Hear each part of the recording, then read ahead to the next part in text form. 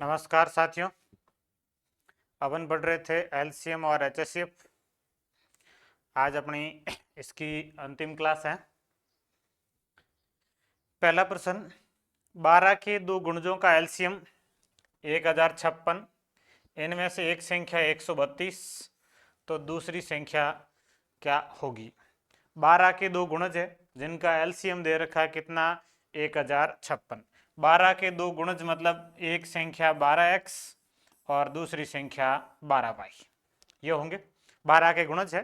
तो 12x और 12y, इनका एलसीएम जो है वो 1056 है। तो यहाँ से इनका यदि एलसीएम लेंगे तो ये होगा 12xy और इसका मान है 1056। अब आप ऐसे भी कर सकते थे कि 12 के गुणज है मतलब एचसीएफ 12 होगा, एलसीएम 1056 है, एक संख्या दे रखी है दूसरी संख्या ज्ञात कर सकते हैं। या 12xy बराबर 1056 कर दो तो xy का मान आ जाएगा, xy बराबर 1056 बटे 12। 1056 12 का भाग देंगे, 12 8 96, 8 बार जाएगा। उसके बाद शेष बचेंगे 9 फिर 8 बार, ये भाग जाएगा 88 बार। एक्स वाई बराबर कितना है, 88 है।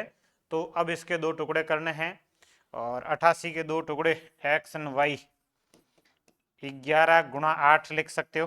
11 गुणा 8 88 है, तो इसका एक संख्या जो आएगी वो 12 गुणा 8 और एक संख्या आएगी 12 गुणा 11। अब 12 गुणा 11 132 ये दी हुई है और 12 गुणा 8 96 ये आपको ज्ञात करनी थी। तो दोनों संख्याएं ज्ञात हो सकती है इस तरीके से कि आपने इसके टुकड़े कर लिए। एक्स वाई का मान 12 के दो गुणज मतलब एक संख्या 12x और एक 12y, 12 के गुणज ऐसे होंगे। दोनों का एलसीएम 12xy बराबर 1056 है। एक्स वाई बराबर 12 का भाग दिया 88 बार। अब एक्स वाई का मान क्या होगा, 88 के दो सहभाजी टुकड़े करने हैं, 11 गुणा 8 मतलब x का मान 11, y का मान 8, ये लिखे। इसके बाद एक संख्या 132 आई, एक संख्या 96 आई। आपको प्रश्न में एक संख्या दी हुई है, दूसरी संख्या ज्ञात करनी है, तो दूसरी संख्या क्या होगी, 96 होगी। अगला प्रश्न, दो संख्याओं का एलसीएम एचसीएफ का 12 गुना है तथा एलसीएम व एचसीएफ का योग 403 है। इनमें से एक संख्या 93 हो तो दूसरी संख्या क्या होगी। एलसीएम एचसीएफ का 12 गुना है। देखिए एलसीएम जो है एचसीएफ का 12 गुना है, तो एचसीएफ को अपन मान लेते हैं x, एलसीएम इसका 12 गुना 12x हो जाएगा, 12 गुना है। फिर एलसीएम और एचसीएफ का योग मतलब इन दोनों का योग 12x और 1x, 12x प्लस x और बराबर 403, 12x और 1x हो जाएगा 13x, 13x बराबर 403, x बराबर 403 में भाग देना है 13 का, 13 तिया 39, एक शेष बचेगा 3 13 31 बार। तो ये x का मान कितना आएगा, 31 आएगा। एलसीएम एचसीएफ का योग मतलब 12x और x का योग 13x, 13x का मान 403, x के लिए 13 का भाग दिया 403 में 31 बार। यहाँ से आपका एलसीएम आ जाएगा 12 गुणा 31 और यहाँ से एचसीएफ आ जाएगा x और इसका मान है 31। ये एलसीएम और एचसीएफ। अब आपको एक संख्या दे रखी है और दूसरी संख्या ज्ञात करनी है, तो इसका सूत्र वो पहली संख्या गुणा दूसरी संख्या बराबर एलसीएम गुणा एचसीएफ। दो संख्याओं का गुणा उनके लसप और मसप के गुणा के बराबर होता है, जिसमें एक संख्या 93 है, दूसरी संख्या आपको ज्ञात करनी है। एलसीएम है 12 गुणा 31 और एचसीएफ है 31। तो दूसरी संख्या के लिए 93 का इधर भाग दे दो, 12 गुणा 31 गुणा 31 और बटे 93। तो 31 93 से कट जाएगा 3 बार, 3 12 से कट जाएगा 4 बार, 31 का 4 से गुणा कर लीजिए, 4 4 3 12, 124। दूसरी संख्या क्या होगी, 124 होगी। या फिर आप ऐसे भी कर सकते थे, 31 दोनों कॉमन आ गया और जो एलसीएम में 12 है उसके दो टुकड़े सभाज्य 4 और 3 होंगे। एक संख्या के साथ 4 लिख लो, एक के साथ 3 लिख दो। 31 गुणा 4 ने 31 गुणा 3, 31 गुणा 3 93 दी हुई थी, 31 गुणा 4 124 इसका आंसर आएगा। ये इसका आंसर दूसरे का। दो संख्याओं का एलसीएम उनके एचसीएफ का 35 गुना है तथा उनके एलसीएम व एचसीएफ का अंतर 544 हो। यदि इनमें से एक संख्या 80 है तो दूसरी संख्या क्या होगी। अब एलसीएम एचसीएफ का 35 गुना है, एलसीएम एचसीएफ का 35 गुना है, तो आप एचसीएफ को मान लेंगे x, एलसीएम इसका 35 गुना है 35x, एचसीएफ x, एलसीएम 35 गुना मतलब कितना हो जाएगा 35x। अब इन दोनों का अंतर है वो 544 है, अंतर इन दोनों का एलसीएम एचसीएफ का 35x में से एक x घटाएंगे, ये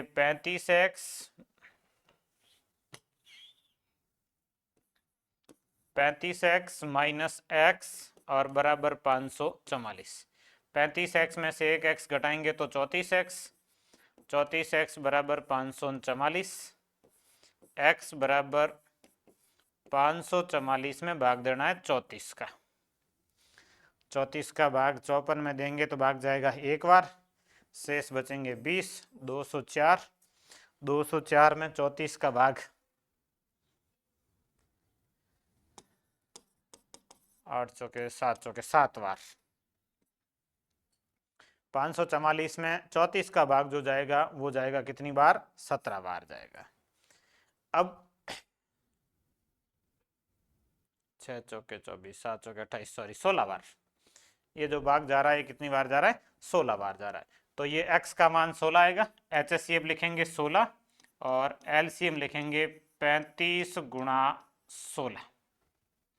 अब संख्याएं आप ऐसे भी कर सकते हैं कि दोनों का कॉमन गुणज जो 16 है वो 80 में होगा, 16 के अलावा 80 के अंदर 16 गुणा 5 है और तो दूसरी संख्या में 16 गुणा 7 होगा, क्योंकि ये जो टुकड़ा है इसका करना 35 का 5 और 7, एक संख्या को 5 दे दो दूसरी को 7 दे दो, एक 16 गुणा 5 वो 80 दी हुई है, दूसरी संख्या 16 गुणा 7 वो आप ज्ञात कर सकते, अन्यथा आप उस सूत्र से कर सकते हो कि पहली संख्या 80 गुणा दूसरी संख्या बराबर एलसीएम 35 गुणा 16 गुणा दूसरी संख्या सॉरी एचसीएफ 16, और सेकंड संख्या के लिए आप 80 का इधर भाग दे दो, 35 गुणा 16 और बटे में 80, 16 80 से कट जाएगा 5 बार और 5 35 से कट जाएगा 7 बार, 16 का 7 से गुणा 16 7 112, ये सेकंड संख्या कितनी आ जाएगी 112 आ जाएगी। आप सीधा कर सकते थे, यहीं से ही कर सकते हैं कि 35 के 5 और 7 दो टुकड़े हो गए, एक टुकड़ा 5 और दूसरा टुकड़ा 7, 5 टुकड़ा 80 को दिया हुआ है, 7 वाला दूसरे को देना, तो 16 गुणा 7 112। अगला 68 मीटर लंबाई और 51 मीटर चौड़ाई वाले एक फर्श को आच्छादित करने के लिए कम से कम कितनी वर्गाकार टाइलों की आवश्यकता होगी। इस तरीके के प्रश्न क्षेत्रफल में भी आते हैं, ये भी आते हैं। एक वर्गाकार फर्श है, सॉरी आयताकार फर्श, आयताकार है, टाइलें वर्गाकार चाहिए, इसकी लंबाई 68 मीटर है, चौड़ाई 51 मीटर है। इस तरह का एक फर्श है, इसको आच्छादित करने के लिए आपको वर्गाकार टाइलों की आवश्यकता होती है। तो पहले आप टाइल का माप ज्ञात करेंगे। अब टाइल का माप कैसे ज्ञात करेंगे, कम से कम टाइलें हो, प्रश्न के अनुसार टाइलों की संख्या कम से कम हो, इसके लिए जरूरी है कि टाइल का माप अधिक से अधिक हो। बड़े से बड़ा माप लेंगे तो संख्याएं कम होगी, जैसे जितनी बड़ी टाइल होगी उतनी अपने को कम टाइलें चाहिए। तो बड़ी से बड़ी कितनी टाइलें अपने इसमें ले सकते हैं, उसका माप क्या होगा, उसके लिए आपको इन दोनों संख्याओं का एचसीएफ लेना है। 68 और 51 का एचसीएफ है वो टाइल का माप होगा। 68 है 17 चौके 68 और 51 है 17 तिया 51, तो दोनों का जो एचसीएफ आएगा वो क्या आएगा 17 आएगा। दोनों में कॉमन क्या है 17 है, तो दोनों का एचसीएफ 17, एचसीएफ 17 का मतलब है टाइल का माप 17 का है, मतलब 17 मीटर लंबाई और 17 मीटर चौड़ाई की आपको टाइल लेनी है। एक टाइल का माप 17 गुणा 17 वर्गाकार टाइल। इस क्षेत्रफल में कितनी टाइलों की आवश्यकता होगी, टाइलों की संख्या के लिए टाइलों की संख्या बराबर फर्श का टोटल क्षेत्रफल, और इस क्षेत्रफल के अंदर आपको एक टाइल के क्षेत्रफल का भाग देना है। एक टाइल का क्षेत्रफल,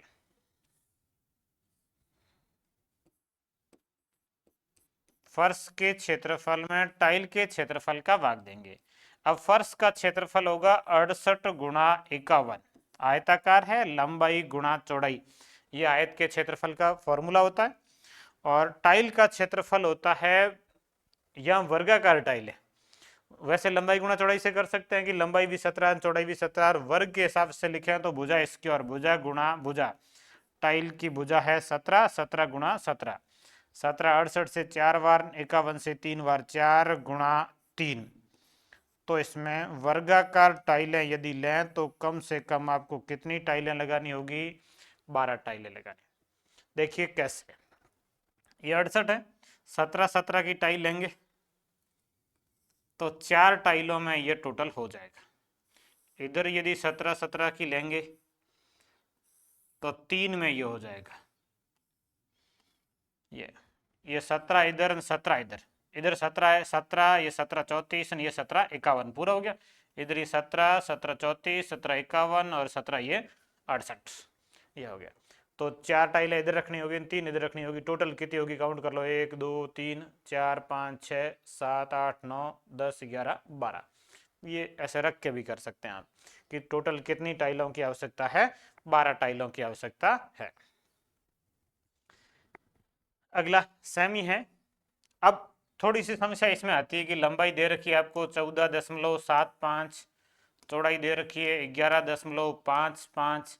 अब इनका HCF ज्ञात करना है तो थोड़ी सी दिक्कत है भाई, ये क्षेत्रफल तो आ जाएगा लेकिन जो टाइल का माप ज्ञात करना होगा, प्रश्न सेम है, न्यूनतम टाइलों की आवश्यकता है तो माप अधिकतम लेना होगा। अधिकतम माप के लिए इन दोनों का HCF लेना है। वर्गाकार टाइल लेनी है तो दोनों का ही HCF, मतलब ऐसी संख्या जो दोनों से कटती हो वो होनी जरूरी है। और इन संख्याओं का HCF, दशमलव वाली संख्याओं का HCF ये होता है कि आप दशमलव हटा दो, बराबर अंक है इसलिए हटा सकते हैं, ये संख्याएं बचेगी 1435 और 1155। अब यदि इन संख्याओं का HCF लें तो आप भाग विधि से ले सकते हैं, आसान रहेगा। 1435 इसके अंदर भाग देंगे 1155 का, बड़ी संख्या में छोटी संख्या का भाग देंगे, भाग जाएगा एक बार, ये 1155। फिर घटाएंगे, 5 में से 5 घटाएंगे 0, 13 में से 5 घटाएंगे तो 8, 4 में एक हासिल दिया, 3 में से 1 घटाएंगे तो 2, 280। अब 280 का भाग देंगे 1155 में, 1155 में 280 का भाग लगभग 3 बार, 0 8 3 24 और 2 गुणा 3 6 2 8, 4 बार चला जाएगा। 280 गुणा 4 0, 8 चौके 32, 4 का 2 से 8, 8 3 11, 1120 भाग गया 4 बार। इसके बाद घटाएंगे, 5 में से 0 घटाएंगे तो 5, 5 में से 2 घटाएंगे तो 3, 35 बचे। अब 35 का भाग देंगे 280 में, और 280 में 35 का भाग तो पूरा पूरा जाएगा, 35 35 70, 4 ये 8 बार जाएगा, 280 भाग पूरा चला गया। अंतिम भाजक जो होता है वो HCF होता है, तो इसका HCF जो आएगा वो कितना आएगा, 35 आएगा। अंतिम भाजक हमेशा HCF होता है, ये आपका HCF आ गया। अब इनमें 2 अंक छोड़ के दशमलव था, इसलिए इन संख्याओं का जो HCF आएगा वो 0.75 आएगा। इन संख्याओं का HCF क्या आएगा, 0.75। 2 अंक छोड़ के पॉइंट लगाना था। अब टाइलों की संख्या के लिए वापस वही भाग दे दो, 1435 गुणा 1155। अब इसके बट्टे में इनका HCF जो था, ये टाइल का माप है 0.75 0.75, तो पॉइंट पॉइंट तो बराबर ही है, पॉइंट आपस में कट जाएगा, संख्याएं बचेगी 1435 गुणा 1155 और इसके अंदर भाग देना है 35 गुणा 35 का। 35 का भाग 1435 में जाएगा। 1400 में पूरा पूरा 35 का भाग जा रहा है। 140 70 में 2 बार, 140 में 4 बार और एक जीरो। 35 का भाग 1440 में पूरा पूरा जाएगा 41 बार। इधर 35 का भाग 1155 में 1155। 35 का भाग इसमें भी पूरा पूरा जाएगा। 35 तिया 105, शेष बचेंगे 10 और 5, फिर ये 3 बार 35 तिया 105, ये भाग जाएगा 33 बार। तो ये संख्या आएगी 41 गुणा 33। 41 का 33 से गुणा कर लीजिए।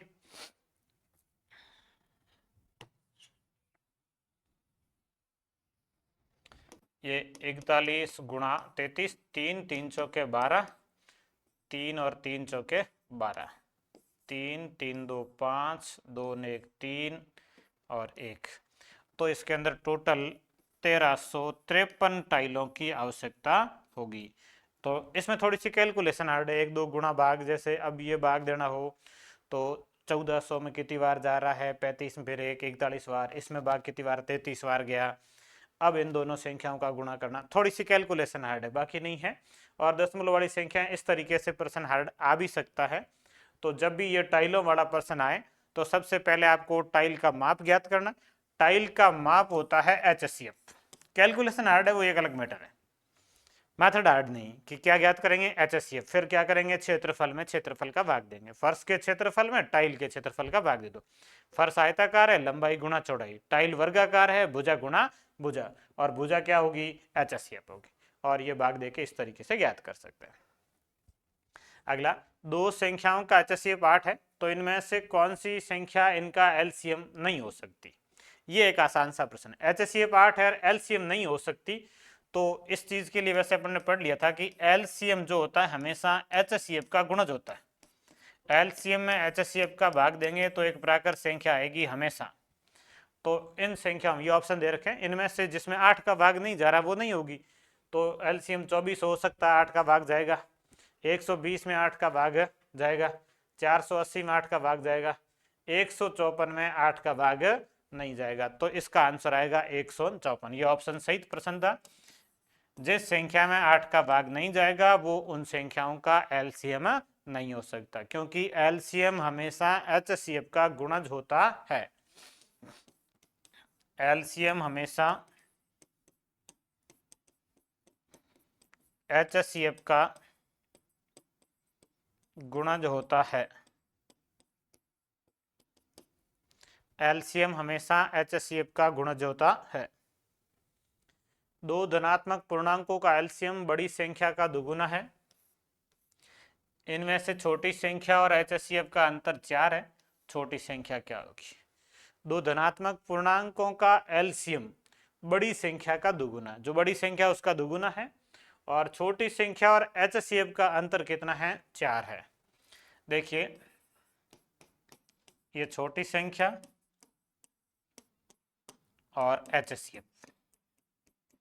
प्रश्न कह रहा है कि छोटी संख्या और HCF का अंतर 4 है। अब जो HCF है वो छोटी संख्या से अधिक तो हो नहीं सकता, कम ही होगा। तो HCF कम होगा तो छोटी संख्या यदि x है तो इसका HCF x माइनस 4 होगा। अंतर 4 का मतलब HCF इससे 4 कम ही होगा। दूसरी स्थिति है, LCM है वो बड़ी संख्या का दुगुना है। बड़ी संख्या को जैसे मान लेते हैं अपन y, बड़ी संख्या y है, LCM इसका दुगुना है तो क्या हो जाएगा, 2y हो जाएगा। LCM इसका दुगुना कितना हो जाएगा, 2y। बड़ी संख्या का दुगुना है, छोटी संख्या और HCF इस तरीके से है। अब इसमें आप वो सूत्र लगा सकते हैं, LCM गुणा HCF बराबर छोटी संख्या गुणा बड़ी संख्या। छोटी संख्या x गुणा बड़ी संख्या y बराबर LCM 2y गुणा HCF x माइनस 4। ये सूत्र, पहली संख्या गुणा दूसरी संख्या बराबर LCM गुणा HCF। दो संख्याओं का गुणा उनके लसअप और मसअप के गुणा के बराबर होता है। दोनों तरफ है y कट जाएगा, x बराबर 2 का इधर गुणा कर लो, 2x माइनस 4 का 2 से गुणा 8, 8 उधर जाएगा प्लस का हो जाएगा, और x इधर आएगा, 2x में से घट जाएगा तो कितना आ जाएगा, 8। x का मान 8। x मतलब छोटी संख्या, यही ज्ञात कर सकते हैं अपन, और छोटी संख्या क्या होगी, 8 होगी। x का मान 8 है, x छोटी संख्या है, छोटी संख्या क्या होगी, 8 होगी। ऐसे कुछ विशेष प्रश्न बन सकते हैं। यूं कोई इसका फिक्स तरीका नहीं था, एलसीएम बड़ी संख्या का दुगुना, बड़ी संख्या y, एलसीएम इसका दुगुना 2y। यह ध्यान रखना था कि छोटी संख्या और एचसीएफ का अंतर 4 है, तो एचसीएफ है वो संख्या से बड़ा तो हो ही नहीं सकता, मतलब कम होगा, तो एचसीएफ है वो x -4 होगा। अब अंतर में ध्यान ये रखना होता है कि अभी अब -4 लिखेंगे +4, तो -4 लिखेंगे। एचसीएफ संख्या से अधिक नहीं होता कभी। अगला, 1 से 100 तक की सभी प्राकृत संख्याओं का एलसीएम x है, तो 1 से 106 तक की सभी प्राकृत संख्याओं का एलसीएम क्या होगा। ऐसे कभी भी प्रश्न आते हैं कुछ संख्याओं का, तो उसमें ध्यान ये रखना है कि यदि कोई नई अभाज्य संख्या आ जाती है उसके बाद की, तो उसको शामिल करना, अन्यथा उसको शामिल करने की आवश्यकता नहीं रहती है। जैसे अपन 1 2 3 ऐसे 100 तक एलसीएम लेंगे, अब 100 के बाद में अभाज्य संख्या आती है तो एलसीएम से गुणा कर लो, अन्यथा आपका उत्तर वही है जो पहले आ चुका। 1 से 100 तक संख्याओं का एलसीएम कितना है, x है। अब आपको 1 से लेके 106 तक लिखना है, तो ध्यान ये रखना है कि 100 और 106 के बीच में अभाज्य संख्याएं कितनी हैं उनका गुणा कर लो, बाकी कोई संख्या नहीं देखनी। तो 100 और 106 के बीच में अभाज्य संख्या 101 और 103, ये दो ही है, और इसका गुणा किससे कर लेंगे, पिछले एलसीएम से x से। ये उत्तर आ गया। अभाज्य संख्या लिख लो। 102 लिखने की आवश्यकता नहीं है कि 100 तक की संख्या में 102 का भाग जाएगा, क्योंकि 102 जो है वो 51 गुणा 2 है, और 100 तक की संख्या में 51 का भाग जाएगा। 100 तक की संख्याओं का लसब लिया तो उसमें 51 का भाग भी जाएगा और 2 का भाग भी जाएगा, इसलिए भाज्य संख्या है तो उसका तो भाग तो जाएगा, अभाज्य संख्या तो उसका भाग नहीं जाएगा, इसलिए अभाज्य संख्या वापस लेनी है आपको। 103 और 101 ये दो अभाज्य संख्या है, इनका गुणा 103 और 1 104 03 और इसके गुणा में x 10,403x, ये इसका उत्तर आएगा। अभाज्य संख्याओं को लेना बस। अब कई बार ऐसे भी आता है कि आपको 1 से 50 तक दे रखा है कि p दे रखा है, और आपको पूछ ले 1 से लेके 55 तक, तो अलग क्या करना है, 50 और 55 के बीच अभाज्य संख्याएं कौन सी, 50 और 55 के बीच एक ही अभाज्य संख्या 53, 53 से गुणा कर लो p का, ये उत्तर आ जाएगा 53p। 1 से 50 तक का एलसीएम p है, तो 1 से 55 तक का एलसीएम 53p होगा। 51 भाज्य संख्या है, 52 भाज्य संख्या है, 54 भाज्य संख्या है, 55 भाज्य संख्या है, एक 53 अभाज्य, जो अभाज्य है उसको लिख लो बस। 2 अभाज्य तो गुणा कर लो, 3 अभाज्य आती तो तीनों गुणा कर लो, 4 अभाज्य आती तो चारों गुणा कर लो, अभाज्यों को गुणा कर लो और बाकी उसमें शामिल है। इस तरह से जब भी प्रश्न आया, एक ये रीट में ऐसा पूछा भी गया था, 408 यदि एचसीएफ 408 1032 1032 और 408 का जो एलसीएम है वो 1032x - 408y है, और x + y का मान 7 है, तो x व y का मान क्या होगा। यहाँ थोड़ी सी कैलकुलेशन हार्ड रहती है, ऑप्शन से कर सकते हैं, x y का मान यहाँ रख के। तो सबसे पहले तो आप 408 और 1032 का एचसीएफ ज्ञात करेंगे। 1032 और 408 का एचसीएफ, तो 1032 में भाग देंगे 408 का, भाग विधि से थोड़ा सा ठीक रहता है, कम कैलकुलेशन है। 1032 में 408 का भाग देंगे तो 2 बार जाएगा, 400 400 816, फिर 32 में से 16 घटाएंगे 16 बचेगा, 10 में से 8 घटाएंगे तो 216 का भाग देना है 408 में, 216 का भाग 200 200 400 408 एक बार भाग जाएगा 216,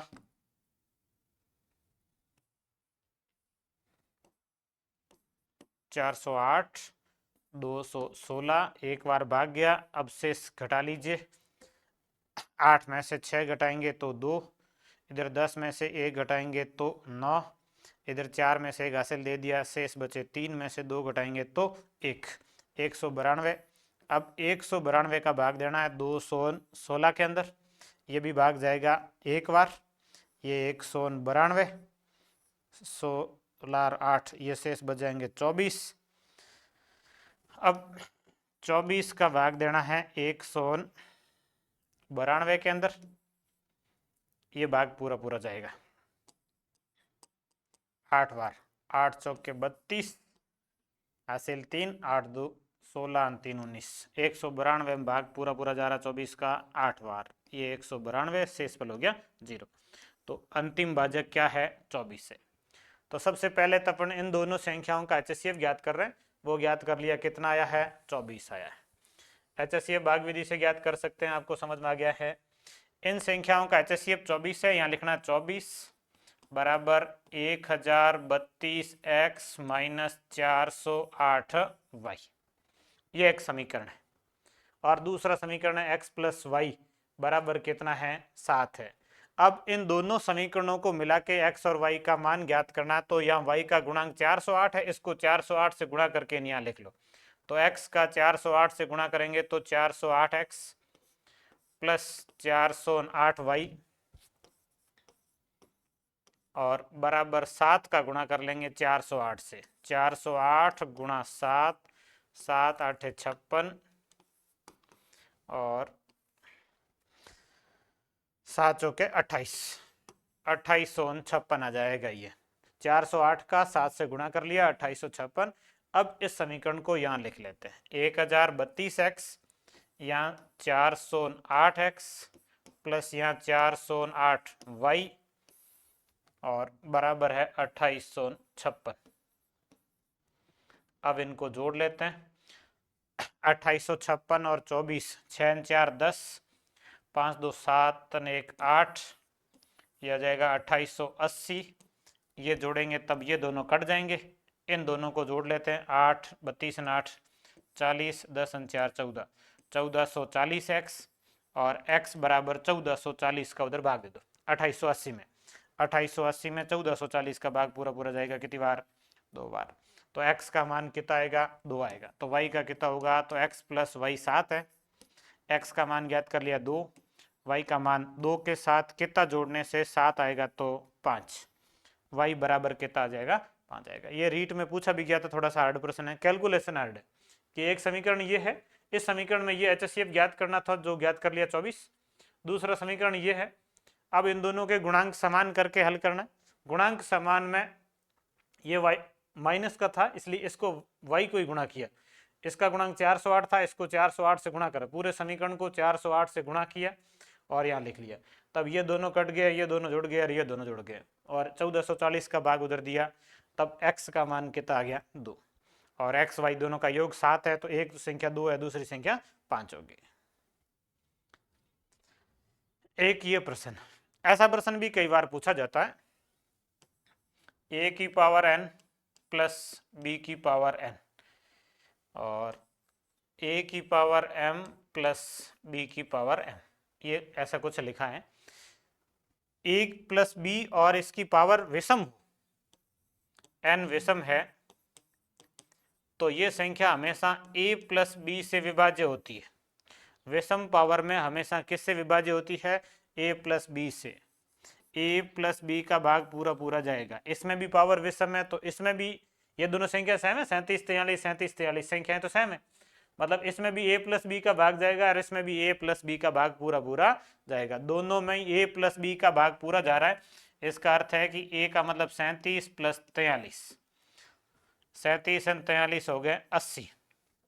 इसमें भी a का मान 37 प्लस b का मान 43, ये भी 80, मतलब इस संख्या में भी 80 का भाग पूरा पूरा जाएगा और इस संख्या में भी 80 का भाग पूरा पूरा जाएगा। दोनों संख्याएं 80 से पूर्णतः विभाज्य है, इसका अर्थ ये हुआ दोनों का HCF जो होगा वो 80 होगा। दोनों में किस संख्या का भाग पूरा पूरा जा रहा, वही यहाँ से आप ये ज्ञात कर सकते हैं, दोनों 80 से विभाज्य हो रही है, इसका अर्थ है दोनों का HCF जो है वो कितना होगा 80 होगा। ये इनका उभयनिष्ठ गुणनखंड है, दोनों में कॉमन क्या है a प्लस बी, दोनों में ही कॉमन आएगा, उसमें भी a प्लस बी और इसमें भी a प्लस बी है। ये अपना लास्ट प्रश्न, विभाजन के तरीके से दो संख्याओं का HCF प्राप्त करने पर अंतिम विभाजक 75 और भागफल क्रमशः पहले से आरंभ करने पर 3 1 1 व 3 है, तो उन दो संख्याओं का योग क्या होगा। अब देखिए इस तरीके से जब भी प्रश्न आता है विभाजन के तरीके से, ये तरीका अपन ने पढ़ा HCF ज्ञात करने का कि बड़ी संख्या में छोटी संख्या का भाग देते हैं और फिर भाग प्रोसेस ऐसे चलता रहता है।